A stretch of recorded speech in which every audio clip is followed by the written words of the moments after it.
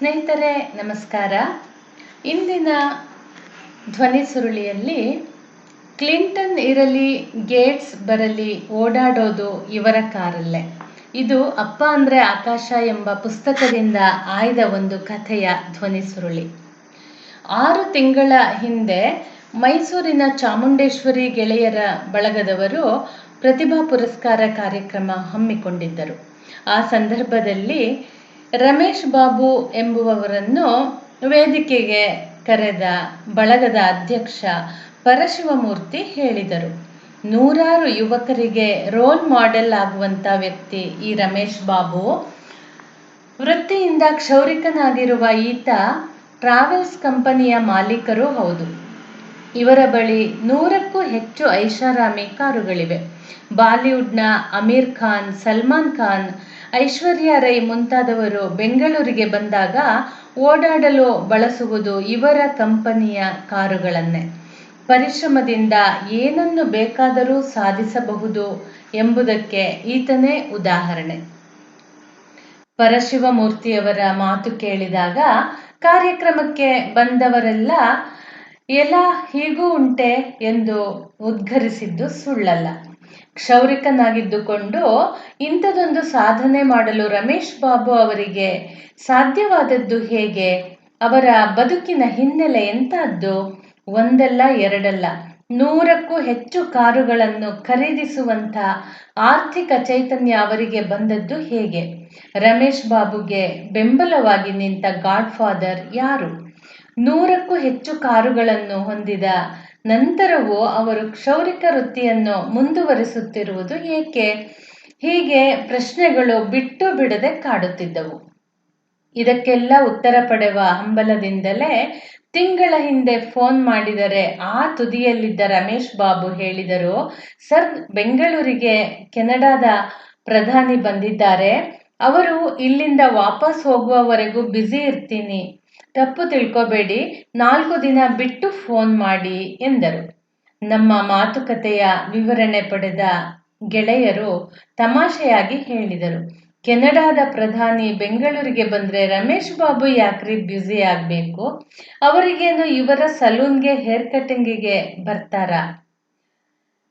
ವಾರದ ಹಿಂದೆ ಮಾತಿಗೆ ಸಿಕ್ಕ ರಮೇಶ್ ಬಾಬು ಈ ತಮಾಷೆಗೆ ಪ್ರತಿಕ್ರಿಯಿಸಿದ್ದು ಹೀಗೆ, ಕೆನಡಾದ ಪ್ರಧಾನಿ ನಮ್ಮ ಸಲೂನ್ಗೆ ಬರಲಿಲ್ಲ ನಿಜ, ಆದರೆ ಅವರು ಓಡಾಡಲಿಕ್ಕೆ ನಮ್ಮ ಕಂಪನಿಯ ಬೆನ್ಸ್ ಕಾರು ಪಡೆದಿದ್ರು. ಹಾಗಾಗಿ ನಾನು ಬ್ಯುಸಿಯಾಗಿದ್ದೆ. ತುಂಬ ಹಿಂದೆನಲ್ಲ, ಬರೀ 20 ವರ್ಷದ ಹಿಂದೆ ಒಂದು ಹೊತ್ತಿನ ಊಟಕ್ಕಾಗಿ ಪರದಾಡ್ತಾ ಇದ್ದವ ನಾನು. ಆದರೆ ಇವತ್ತು ತುಂಬ ನೆಮ್ಮದಿಯಿಂದ, ತುಂಬ ಸಂತೋಷದಿಂದ ಇದ್ದೀನಿ. ಕೆಲವರ ಬದುಕಿನಲ್ಲಿ ಆಕಸ್ಮಿಕಗಳು ಒಂದರ ಹಿಂದೊಂದು ನಡೆದು ಬಿಡುತ್ತವೆ. ಅಂಥ ಅದೃಷ್ಟವಂತರಲ್ಲಿ ನಾನೂ ಒಬ್ಬ. ಇಷ್ಟು ಹೇಳಿ ಕ್ಷಣಕಾಲ ಸುಮ್ಮನಿದ್ದ ರಮೇಶ್ ಬಾಬು ನಂತರ ತೆಲುಗು ಸಿನಿಮಾದಂತೆಯೇ ಇರುವ ತಮ್ಮ ಬದುಕಿನ ಕಥೆಯನ್ನು ತೆರೆದಿಟ್ಟಿದ್ದು ಹೀಗೆ. 3 ಮಕ್ಕಳು, ತಂದೆ ತಾಯಿಯರಿದ್ದ ಪುಟ್ಟ ಕುಟುಂಬ ನಮ್ಮದು. ನಾನೇ ಮೊದಲ ಮಗ. ನಮ್ಮ ತಂದೆ ಬ್ರಿಗೇಡ್ ರಸ್ತೆಯಲ್ಲಿ ಒಂದು ಹೇರ್ ಕಟಿಂಗ್ ಸಲೂನ್ ಇಟ್ಟುಕೊಂಡಿದ್ದರು. ಅವರ ಸಂಪಾದನೆಯಿಂದಲೇ ಬದುಕು ನಡೆಯುತ್ತಿತ್ತು. ಹೀಗಿರುವಾಗಲೇ ಅದೊಂದು ದಿನ ತೀವ್ರ ಹೃದಯಾಘಾತದಿಂದ ತಂದೆ ತೀರಿಕೊಂಡರು. ಆಗ ನನಗಿನ್ನು ಕೇವಲ 7 ವರ್ಷ. ಆ ಸಂದರ್ಭದಲ್ಲಿ ಬಂಧುಗಳ ಸಲಹೆಯಂತೆ ತಂದೆಯವರ ಹೇರ್ ಸಲೂನ್ ಅನ್ನು ಬಾಡಿಗೆಗೆ ಬಿಟ್ಟೆವು. ಅದರಿಂದ ದಿನಕ್ಕೆ 5 ರೂಪಾಯಿ ಬಾಡಿಗೆ ಬರುತ್ತಿತ್ತು. ನಮ್ಮ ತಾಯಿ ಶ್ರೀಮಂತರ ಮನೆಯಲ್ಲಿ ಪಾತ್ರೆ ತೊಳೆಯುವ, ಬಟ್ಟೆ ಒಗೆಯುವ ಕೆಲಸಕ್ಕೆ ಸೇರಿಕೊಂಡರು. ಆಕೆ ಕೆಲಸ ಮುಗಿಸಿಕೊಂಡು ಬಂದಾಗ ಶ್ರೀಮಂತರ ಮನೆಯ ತಂಗಳು ಊಟವೂ ಸಿಗುತ್ತಿತ್ತು. ಉಳಿದ 2 ಹೊತ್ತು ಉಪವಾಸವೇ ಗತಿ. ಇಂಥ ಬಡತನ ಜೊತೆಗಿದ್ದರೂ ಅಮ್ಮ ನಮ್ಮನ್ನು ಸ್ಕೂಲಿಗೆ ಸೇರಿಸಿದಳು. ಅವತ್ತು ಯೂನಿಫಾರ್ಮ್ ಇರಲಿ, ಒಂದು ಪೆನ್ಸಿಲ್ ಖರೀದಿಸುವ ತ್ರಾಣವೂ ನಮಗಿರಲಿಲ್ಲ. ಅಂಥ ಸಂದರ್ಭದಲ್ಲೆಲ್ಲ ಅಮ್ಮ ತನ್ನ ಅಸಹಾಯಕತೆಯನ್ನು ಹಣೆ ಚಚ್ಚಿಕೊಂಡು ಅಳ್ತಾ ಇದ್ರು. ಅಮ್ಮ ಅಳೋದನ್ನ ನೋಡಿ ನಾವು ಅಳೋಕೆ ಶುರು ಮಾಡಿದ್ವಿ. ನಮ್ಮ ಸಂಕಟ ನೋಡಲಾಗದ ಬಂಧುಗಳೊಬ್ಬರು ಒಂದು ಸೈಕಲ್ ಕೊಡಿಸಿದ್ರು. ಆಗ ನಾನು ಮನೆಗೂ ಪೇಪರ್ ಹಾಕಲು ಶುರು ಮಾಡಿದೆ. ಅದರಿಂದ ತಿಂಗಳಿಗೆ 40 ರೂಪಾಯಿ ಸಿಗುತ್ತಿತ್ತು. ಆ ಸಂದರ್ಭದಲ್ಲೇ ಅಮ್ಮ ಟೈಲರಿಂಗ್ ಕಲಿತರು, ನನಗೂ ಹೇಳಿಕೊಟ್ರು. ಮುಂದೆ 9ನೇ ಕ್ಲಾಸಿಗೆ ಬಂದಾಗ ಎಲೆಕ್ಟ್ರಿಷಿಯನ್ ಕೆಲಸ ಕಲಿತೆ. ಇದು 1980ರ ದಶಕದ ಮಾತು. ಆಗೆಲ್ಲ ಮನೆ ಕಟ್ಟಿದ ನಂತರ ವಿದ್ಯುತ್ ಸಂಪರ್ಕಕ್ಕೆ ವೈರ್ ಎಳಿತಿದ್ರು. ಗೋಡೆಯನ್ನು ಒಡೆದು ವೈರ್ಗಳಿದ್ದ ಪೈಪ್ ಹಾಕಬೇಕಿತ್ತು. ಎಷ್ಟೋ ಬಾರಿ ಗೋಡೆಗೆ ಬೀಳಬೇಕಿದ್ದ ಸುತ್ತಿಗೆ ಏಟು ಕೈಗೆ ಬಿದ್ದು ಬೆರಳು ಜಜ್ಜಿ ಹೋಗಿದ್ದು ಉಂಟು. ಒಂದು ಹೊತ್ತಿನ ಊಟ ಹಾಗೂ 30 ರೂಪಾಯಿ ದಿನಗೂಲಿಯ ಆಸೆಗೆ ಇದನ್ನೆಲ್ಲ ಸಹಿಸಿಕೊಂಡೆ. 10ನೇ ತರಗತಿ ಪಾಸ್ ಆದ ಮೇಲೆ PUCಗೆ ಸೇರಿಕೊಂಡೆ. ಸೆಕೆಂಡ್ PUCಗೆ ಬಂದಾಗ ಕಾಲೇಜಿನ ಫೀಸ್ ಕಟ್ಟಲು ದುಡ್ಡು ಇರಲಿಲ್ಲ. ಪರಿಣಾಮ ಕಾಲೇಜಿಗೆ ಗುಡ್ ಬೈ ಹೇಳಿದೆ. ಆಮೇಲೆ ಒಂದು ಕಡೆಯಲ್ಲಿ ಆಫೀಸ್ ಬಾಯ್ ಆಗಿ ಸೇರಿಕೊಂಡೆ. ತಿಂಗಳಿಗೆ 175 ರೂಪಾಯಿ ಸಂಬಳ ಸಿಗುತ್ತಿತ್ತು.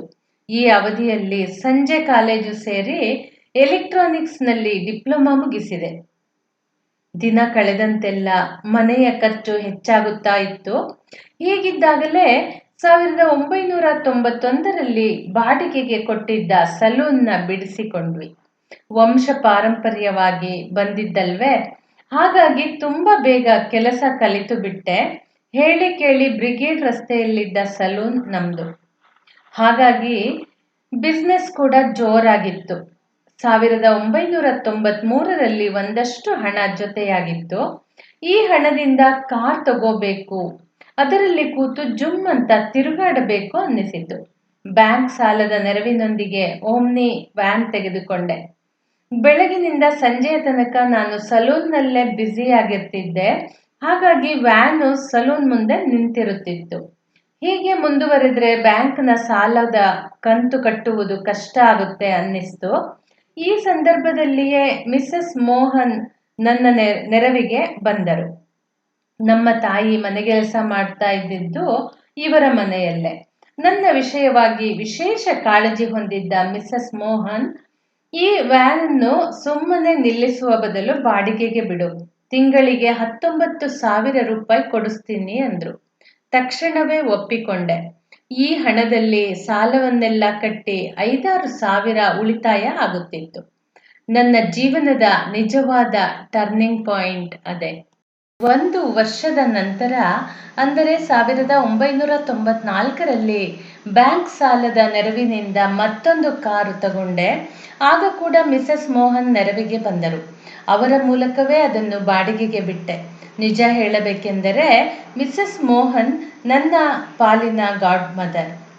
ಆಕೆ ನನ್ನನ್ನು ಸ್ವಂತ ಮಗನಿಗಿಂತ ಹೆಚ್ಚಾಗಿ ನೋಡಿಕೊಂಡಿದ್ದಾರೆ. ಅವರ ಮಗಳು ನಂದಿನಿ ನನ್ನ ಪಾಲಿಗೆ ಮತ್ತೊಬ್ಬ ಗಾಡ್ ಮದರ್. ಈ ಅಮ್ಮ ಮಗಳ ಹಾರೈಕೆ ನನ್ನನ್ನು ಕ್ಷಣ ಕ್ಷಣವೂ ಕಾಪಾಡಿದೆ. 2 ಕಾರುಗಳು ಬಾಡಿಗೆಗೆ ಹೋಗ್ತಿದ್ವಲ್ಲ, ಹಾಗಾಗಿ ಕಲೆಕ್ಷನ್ ಕೂಡ ಚೆನ್ನಾಗೇ ಇತ್ತು. ಹೀಗೆ ಜೊತೆಯಾದ ಹಣದಿಂದ ಕಂಟೆಸ ಎಸ್ಟೀಮ್ ತಗೊಂಡೆ. 4 ಕಾರುಗಳ ಮಾಲೀಕ ಆದಾಗಲೇ 1994ರಲ್ಲಿ ರಮೇಶ್ ಟೂರ್ಸ್ ಅಂಡ್ ಟ್ರಾವೆಲ್ಸ್ ಹೆಸರಿನ ಕಂಪನಿ ಆರಂಭಿಸಿದೆ. ಬೆಂಗಳೂರಿನ ವ್ಯಾಪ್ತಿಗೆ ಮಾತ್ರ ಸೀಮಿತ ಅಂದ್ಕೊಂಡೇ ನಾನು ಟ್ರಾವೆಲ್ಸ್ ಕಂಪನಿ ಆರಂಭಿಸಿದ್ದು. 6 ವರ್ಷ ಕಳೆಯುವುದರೊಳಗೆ ನನ್ನ ಬಳಿ 20 ಕಾರುಗಳಿದ್ವು. ಎಲ್ಲ ಬಾಡಿಗೆಗೆ ಹೋಗ್ತಿದ್ವು. ನಾನು ಯಥಾಪ್ರಕಾರ ಸಲೂನಿನಲ್ಲಿ ದುಡಿತಿದ್ದೆ. ಕಷ್ಟಗಳೆಲ್ಲ ಕಳೆದು ಹೋಗಿ ನೆಮ್ಮದಿಯ ದಿನಗಳು ಜೊತೆಯಾಗಿದ್ದ ಸಂದರ್ಭ ಅದು.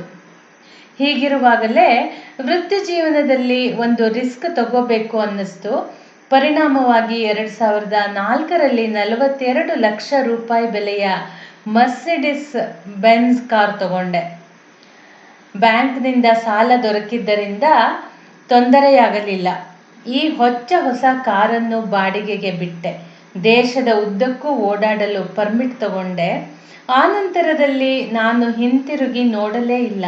ಇವತ್ತು ನನ್ನ ಬಳಿ 164 ಕಾರುಗಳಿವೆ. 117 ಜನ ಡ್ರೈವರ್ಗಳಿದ್ದಾರೆ. ಆಡಿ, ರೋಲ್ಸ್ ರಾಯ್ಸ್, ಮರ್ಸಿಡಸ್ ಬೆಂಜ್ ಸೇರಿದಂತೆ ಐಷಾರಾಮಿ ಎಂಬ ಹಣೆಪಟ್ಟಿ ಹೊಂದಿದ ಎಲ್ಲ ಕಾರುಗಳು ನನ್ನಲ್ಲಿವೆ. ಸಲ್ಮಾನ್ ಖಾನ್, ಅಮೀರ್ ಖಾನ್ ಬೆಂಗಳೂರಿಗೆ ಬಂದ ಸಂದರ್ಭದಲ್ಲಿ ಓಡಾಡುವುದು ನಮ್ಮ ಕಾರುಗಳಲ್ಲೇ. ಐಶ್ವರ್ಯ ರೈ ಅವರು ತಿರುಪತಿಗೆ ಹೋದ ಸಂದರ್ಭದಲ್ಲಿ ಬಳಕೆಯಾದದ್ದು ನಮ್ಮ ಕಂಪನಿಯ ಕಾರು. ವರ್ಷಗಳ ಹಿಂದೆ Bill Gates, Bill Clinton, Hero Honda ಕಂಪನಿಯ ಅಧ್ಯಕ್ಷ ಮುಂತಾದವರು ಬಂದಿದ್ದಾಗ ಅವರೆಲ್ಲ ಓಡಾಡಿದ್ದು ನಮ್ಮ ಕಂಪನಿಯ ಮರ್ಸಿಡಸ್ ಬೆನ್ಸ್ ಕಾರುಗಳಲ್ಲಿ. ಬೆಂಗಳೂರಿನಲ್ಲಿ 100ಕ್ಕೂ ಹೆಚ್ಚು ಟ್ರಾವೆಲ್ಸ್ ಕಂಪನಿಗಳಿವೆ. ಅವುಗಳಿಗಿಂತ ಯಾವ ರೀತಿಯಲ್ಲಿ ನಿಮ್ಮ ಕಂಪನಿ ಡಿಫರೆಂಟು ಅಂತೀರಾ? ಅದಕ್ಕೂ ನನ್ನಲ್ಲಿ ಉತ್ತರವಿದೆ. ನಮ್ಮ ಕಂಪನಿಯ ಡ್ರೈವರ್ಗಳು ಗ್ರಾಹಕರೇ ದೇವರು ಎಂದು ನಂಬಿದ್ದಾರೆ. ಕಾರುಗಳನ್ನು ತುಂಬ ಸ್ವಚ್ಛವಾಗಿ ಇಟ್ಟುಕೊಂಡಿರ್ತಾರೆ. ಪ್ರಯಾಣಕ್ಕೆ ಬಂದವರೊಂದಿಗೆ ತುಂಬ ಸೌಜನ್ಯದಿಂದ ವರ್ತಿಸಿದ್ದಾರೆ.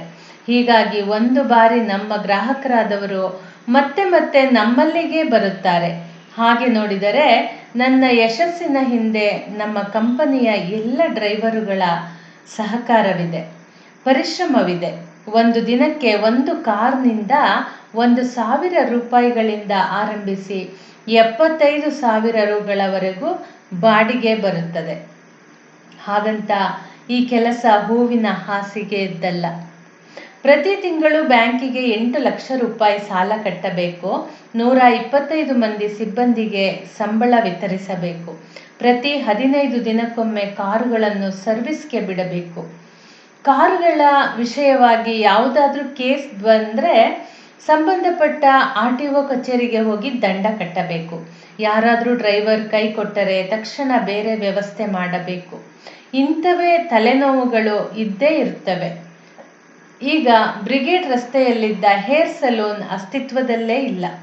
ಹಾಗಾಗಿ ಇದೇ ಬೆಂಗಳೂರಿನ ಬೌರಿಂಗ್ ಇನ್ಸ್ಟಿಟ್ಯೂಟ್ನಲ್ಲಿ ಹೇರ್ ಸಲೂನ್ ಇಟ್ಟುಕೊಂಡಿದ್ದೀನಿ.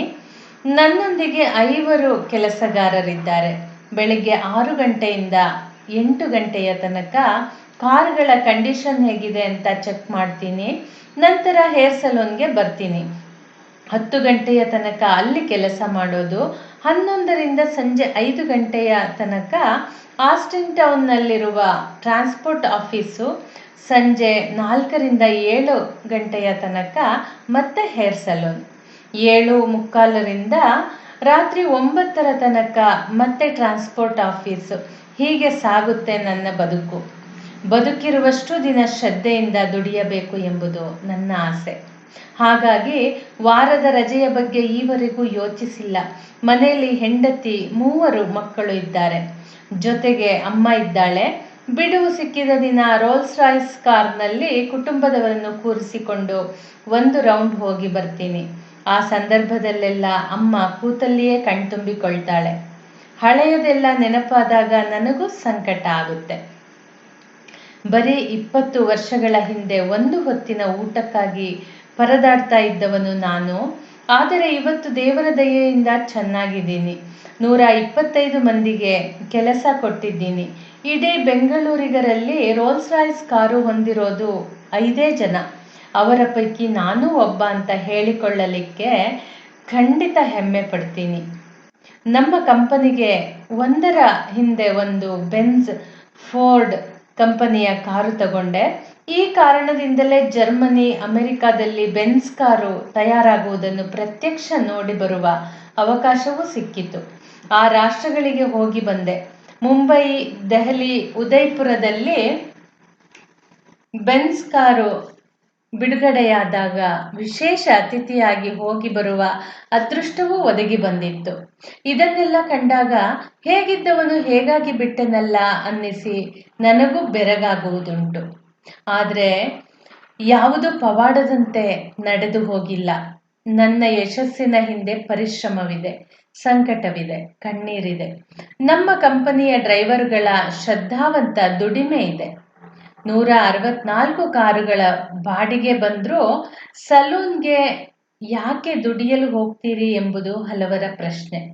ಒಂದು ಕಾಲದಲ್ಲಿ ನಮ್ಮ ಇಡೀ ಕುಟುಂಬಕ್ಕೆ ಆಧಾರವಾಗಿದ್ದದ್ದು ಸಲೂನ್ನ ಆದಾಯ. ಹಾಗಾಗಿ ಈ ವೃತ್ತಿಯನ್ನು ಬಿಡಲು ಮನಸ್ಸಿಲ್ಲ.